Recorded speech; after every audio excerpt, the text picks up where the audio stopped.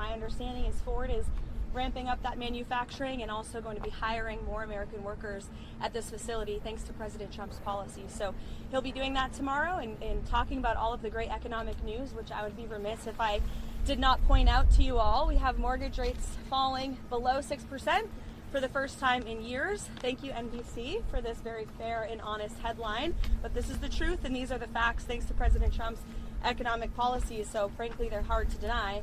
And then again, we have the Washington Examiner out this morning with gas prices. The national average has fallen to $2.79 per gallon for the first time in nearly 5 years. So these were two of the biggest pain points for the American people, as you all know, under the previous administration. Gas prices, mortgage rates, interest rates, all things that this administration is committed to seeing fall.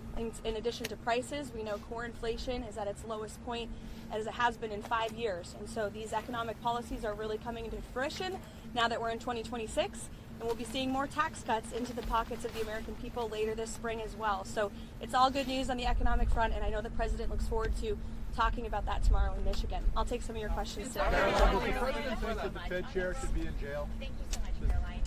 Jerome Powell, President Trump has mentioned on multiple occasions that the administration could probably bring a lawsuit against him.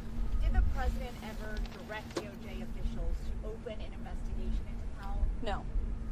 And can you reassure the American public that his long-standing criticisms and public comments about Powell had nothing to do with the investigation? Look, the president has every right to criticize the Fed chair. He has a First Amendment right, just like all of you do. And one thing for sure, the president's made it quite clear, is Jerome Powell is bad at his job.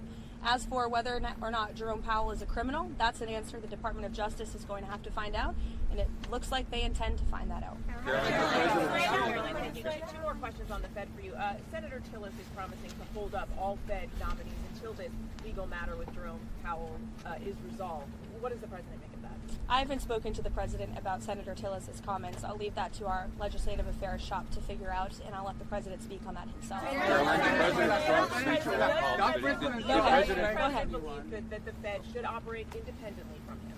The president has made it quite clear he thinks Jerome Powell is bad at his job, and the president has made it quite clear, as have many economists, by the way, that interest rates should be lowered, and they should have been lowered a long time ago. But does he believe in the independence of the Fed, Karoline? He has, and he said that many times. Does the president believe that Jay Powell should go to jail if he lied about it? Eamon, you're yelling out a question that's being asked in a different way, but it's the same exact question as we just answered, and I just answered it. We'll let the Department of Justice determine that.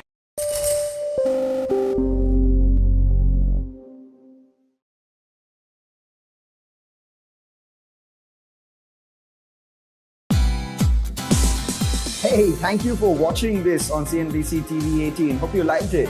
For more such interesting news and updates, follow CNBC TV 18 on all the social media platforms.